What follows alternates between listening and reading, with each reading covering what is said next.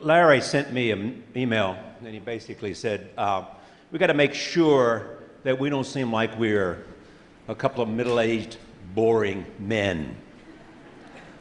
I said, I'm flattered by that, because I'm a bit older, you know, and he has a bit more net worth than I do. Well, thank you. We'll have a conversation about the internet, and we'll have a conversation about Google, and we'll have a conversation about search and privacy, and also about your philosophy and a sense of how you've connected the dots, and how this journey that began some time ago has such interesting prospects. Mainly we want to talk about the future. So my first question, where is Google and where is it going? Well, this is something we think about a lot. And you know, our mission we defined a long time ago is to organize the world's information and make it universally accessible and useful. And people always say, is that really what you guys are still doing? And I always kind of think about that myself, and I'm not quite sure.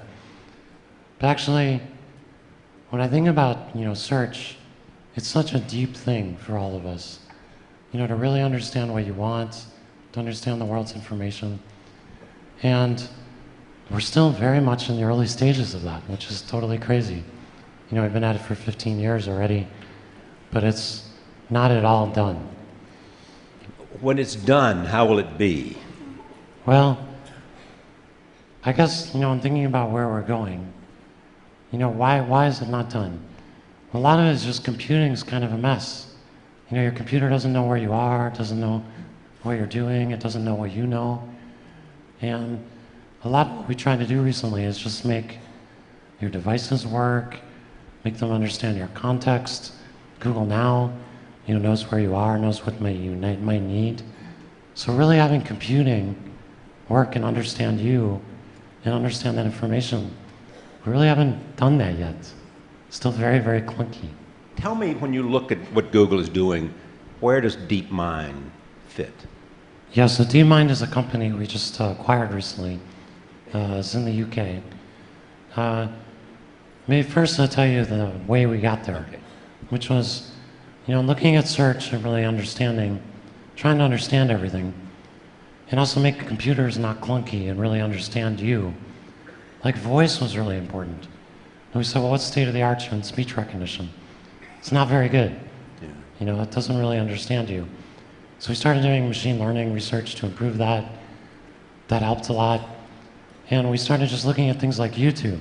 Can we understand YouTube? But we actually ran machine learning on YouTube, and it discovered cats. Yeah. Just by itself. That's an important concept. In that we realized there's really something here. If we can learn what cats are, you know, that must be really important. Yes. So I think DeepMind, what's really amazing about DeepMind is that it can actually, they're learning things in this unsupervised way. They started with video games, and really just, maybe I can show the video, right. But just playing video games and learning how to do that automatically. Take a look at the video games and how machines are coming to be able to do some remarkable things. So the amazing thing about this is, I mean, obviously these are old games, but the system just sees what you see, the pixels, and it has the controls, and it has the score.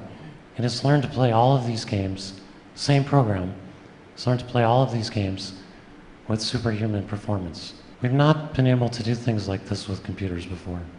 Maybe I'll just narrate this one quickly. This is boxing, and it figures out it can sort of pin the opponent down. Computer's on the left, and it's just racking up points. So I think, you know, imagine if this kind of intelligence were thrown at your schedule or your, you know, your information needs or things like that. You know, we're really just at the beginning of that. Mm-hmm. And that's what I'm really excited about. Mm-hmm. When you look at all that's taking place with DeepMind and the boxing, also a part of where we're going is artificial intelligence. Where are we when you look at that? Well, I think for me, this is kind of one of the most exciting things I've seen in a long time. The guy who started this company, Demas, has a neuroscience and a computer science background. Yeah. You know, he went back to school to get his PhD to study the brain. And so I think we're seeing a lot of exciting work going on that sort of crosses computer science and neuroscience in terms of really understanding what it takes to make something smart and do really interesting things. So, but where's the level of it now, and how fast do you think we are moving? Well, I mean, this is kind of the state of the art right now, and understanding cats on YouTube and things like that, improving voice recognition. We use a lot of machine learning to improve things incrementally. But I think for me, this example is really exciting because it's one program that can do a lot of different things. Yeah, I don't know if we can do this, but we've got the image of the cat. It would be wonderful to see this. This is how machines looked at cats and what they came up with. Can we see that image? Yeah. There it is. Can you see the cat?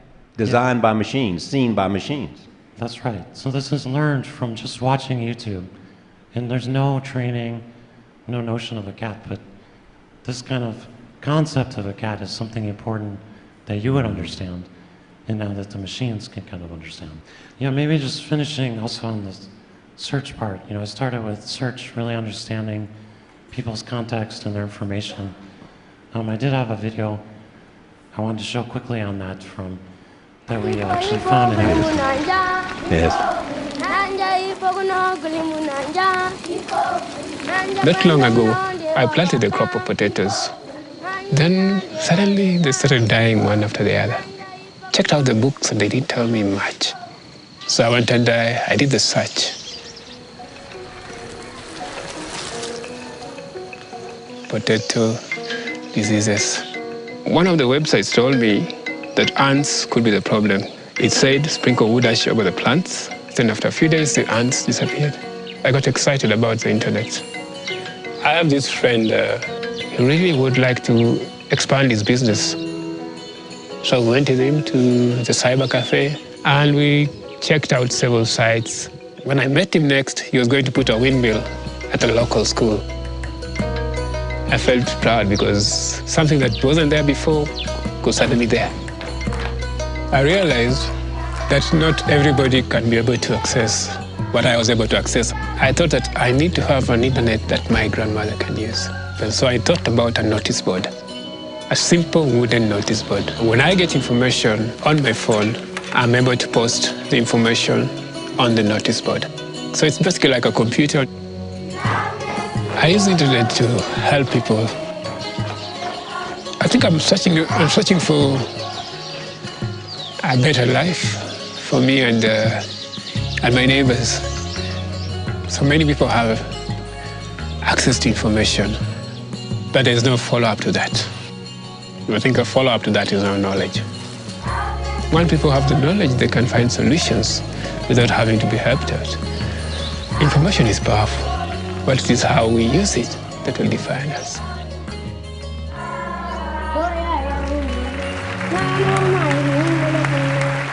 Yeah, the amazing thing about that video actually is we just read about it in the news and we found this gentleman and made that little clip. When I talk to people about you, they say to me, people who know you well say, Larry wants to change the world and he believes technology can show the way. And that means access to the internet. It has to do with languages, but it also means how people can get access and do things that will affect their community. And this is an example. Yeah, that's right. And I think for me, even focusing on access more, if we're talking about the future, we recently released this loon project, which is using balloons to do it. It sounds totally crazy. Yeah, we can show the video here. It actually, 2 out of 3 people in the world don't have good internet access now. And we actually think this can really help people, and if it sort of cost efficiently. It's a balloon. Yeah, get access to the internet. And why does this balloon give you access to the internet? Because there were some interesting things you had to do to figure out how to make balloons possible. They didn't have to be tethered.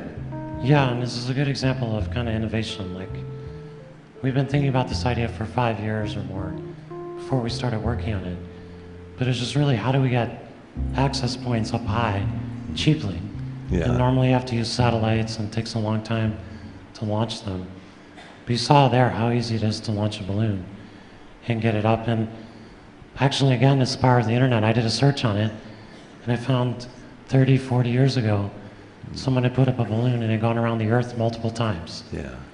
I thought, why can't we do that today? Yeah. And that's kind of how this project got But are born. you at the mercy of the wind?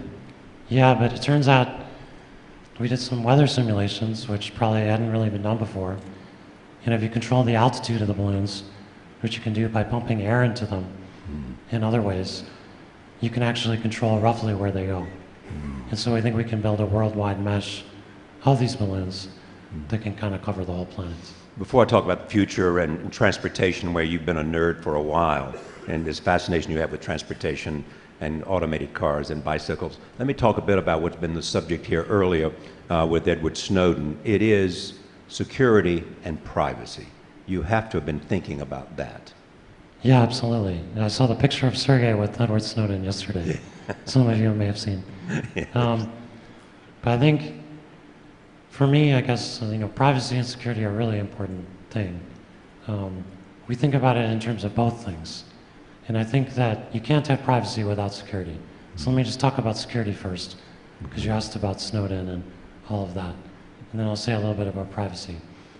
I think, for me, it's tremendously disappointing that the government sort of secretly did all this stuff and didn't tell us. I don't think we can have a democracy if we're having to protect you and our users from the government for stuff that we've never had a conversation about. Right. And I don't mean we have to know what the particular terrorist attack they're worrying about protecting us from, but we do need to know what the parameters of it is, what kind of surveillance the government's going to do and how and why. And I think we haven't had that conversation. So I think the government's actually done itself a tremendous disservice by doing all that in secret. Never coming to Google to ask for anything. Not Google, but the public. I mean, Yeah. I think we need to have a debate about that. Or we can't have a functioning democracy. It's just not possible. So I think, I'm sad that Google's in the position of protecting you and our users from the government doing secret things that nobody knows about. Doesn't make any sense. And then there's a privacy side of it. Yeah, so the privacy side, I think the world is changing. I mean, you carry a phone, it knows where you are. There's so much more information about you. And that's an important thing, and it makes sense why people are asking, difficult questions. We spend a lot of time thinking about this and what the issues are. I'm a little bit, I think the main thing that we need to do is just provide people choice. Show them what data is being collected. Search history, location data. We're excited about incognito mode in Chrome and doing that in more ways. But just getting people more choice and more awareness of what's going on. I also think it's very easy. What I'm worried about is we throw out the baby with the bathwater. And I look at, on your show, actually, I kind of lost my voice. Yes. And I haven't gotten it back. I'm hoping by talking to you, I'm going to get it back. If I could do anything, I would do that. All right, so get out your voodoo doll and or whatever you need to do. But I think, when I look at that, I made that public, and I got all this information. We got a survey done on medical conditions with people who have similar issues.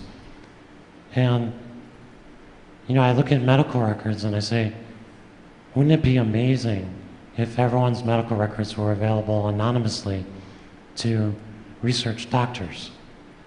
And when someone accesses your medical record, a research doctor, you could see which doctor accessed it and why. And you could maybe learn about what conditions you have. I think if we just did that, we'd save 100,000 lives this year. Absolutely. Let me So go. I guess I'm just very worried that with internet privacy, we're doing the same thing we're doing with medical records, is we're throwing out the baby with the bathwater, and we're not really thinking about the tremendous good that can come from people sharing information with the right people in the right ways. And the necessary condition that people have to have confidence that their information will not be abused. Yeah, and I had this problem with my voice stuff. I was scared to share it. Right. Sergey encouraged me to do that, and it was a great thing to do. And the response has been overwhelming. Yeah, and people were super positive. We got thousands and thousands of people with similar conditions, which there's no data on today. So it's a really good thing. So talking about the future, what is it about you and transportation systems? Yeah, I mean, I guess I was just frustrated with this when I was at college in Michigan. Yeah. I had to get on the bus and take it and wait for it, and it was cold and snowing. Yeah. I'm like, I did some research on how much it cost, and yeah, I just became a bit obsessed with transportation systems. Yeah. And that began the idea of an automated car.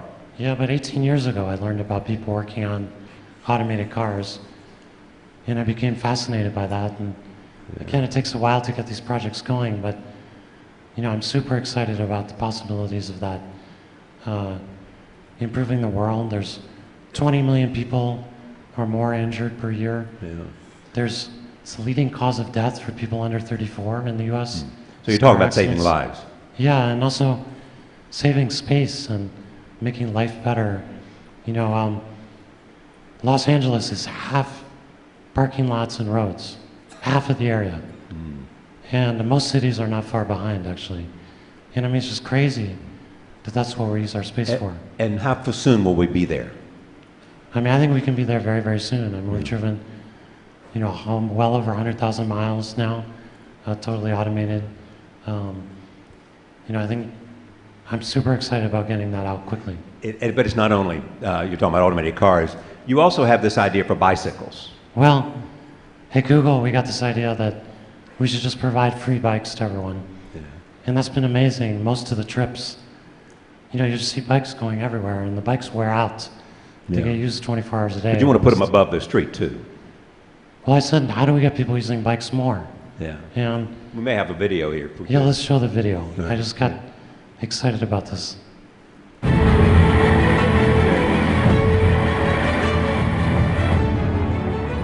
So this is actually how you might separate bikes from cars with minimal cost.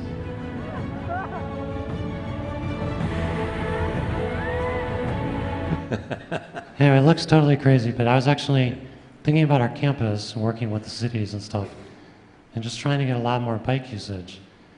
And I was thinking about how do you cost effectively separate the bikes from traffic.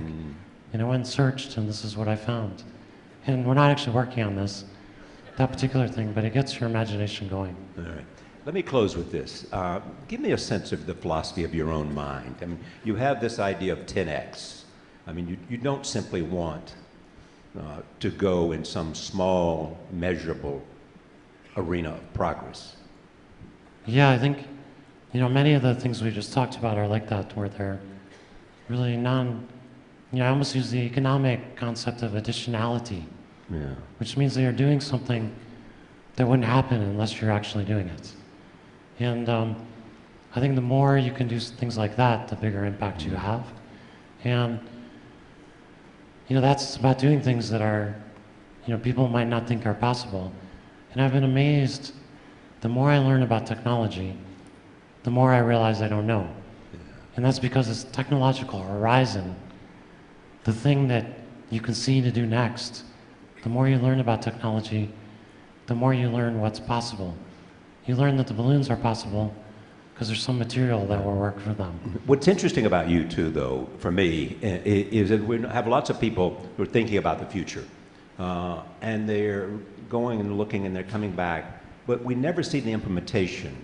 I think of somebody you knew and read about, Tesla. The principle of that for you is what? Well, I think invention is not enough. I mean, if you invent something, Tesla invented electric power that we use, but he struggled to get it out to people. That had to be done by other people, and it took a long time. And I think, if we can actually combine both things, where we have an innovation, invention focus, plus the ability to really company that can really commercialize things and get them to people in a way that's positive for the world, and to give people hope. I've been amazed with the Loon project just how excited people were about that, because it gave them hope for the 2/3 of the world that doesn't have internet right now that's any good. Which is a second thing about corporations. You were one of those people who believe that corporations are an agent of change if they are run well. Yeah, I mean, I'm really dismayed. Most people think companies are basically evil. They get a bad rap. And I think that's somewhat correct. I mean, companies are doing the same incremental thing that they did 50 years ago or 20 years ago. That's not really what we need. We need, especially in technology, we need revolutionary change, not incremental change. You once said, actually, I think I've got this about right, that you might consider, rather than giving your money, if you were leaving it to some cause, just simply giving it to Elon Musk, because you had confidence that he would change the future. And Well, that if you you would want, therefore... yeah, if you want to go to Mars, he Yeah. wants to go to Mars to back up humanity, that's a worthy goal, but it's a company and it's a philanthropic goal. So I think, you know, we aim to do kind of similar things, and I think we have a lot of employees at Google who've become pretty wealthy. You know, people make a lot of money in technology. Yes. A lot of the people in the room are pretty wealthy. You're working because you want to change the world, you want to make it better. And why isn't the company that you work for worthy not just of your time, but your money as well? I mean, but we don't have a concept of that. That's not how we think about companies. And I think it's sad because companies are most of our effort. They're where most of people's time is, where a lot of the money is. And so I think I'd like for us to help out more than we are. When I close conversations with lots of people, I always ask this question. What state of mind, what quality of mind is it that has served you best? People like Rupert Murdoch have said curiosity, and other people in the media have said that. Bill Gates and Warren Buffett have said focus. What quality of mind, as I leave this audience, has enabled you to think about the future and at the same time change the present? You know, I think the most important thing, I looked at lots of companies and why I thought they don't succeed over time. We've had a more rapid turnover of companies. And I said, what did they fundamentally do wrong? Like, what do those companies all do wrong? And usually it's just they miss the future. And so I think, for me, I just tried to focus on that and say, what is that future really going to be? And how do we create it? And how do we cause, our organization, to really focus on that and drive that at a really high rate? And so that's been curiosity, it's been looking at things people might not think about, working on things that no one else is working on, because that's where the additionality really is. And be willing to do that, to take that risk. Look at Android, I felt guilty about working on Android.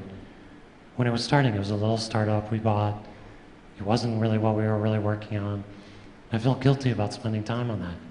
That was stupid. That was the future, right? That was a good thing to be working on. It is great to see you here. It's great to hear from you, and a pleasure to sit at this table with you. Thanks, Larry. Thank you.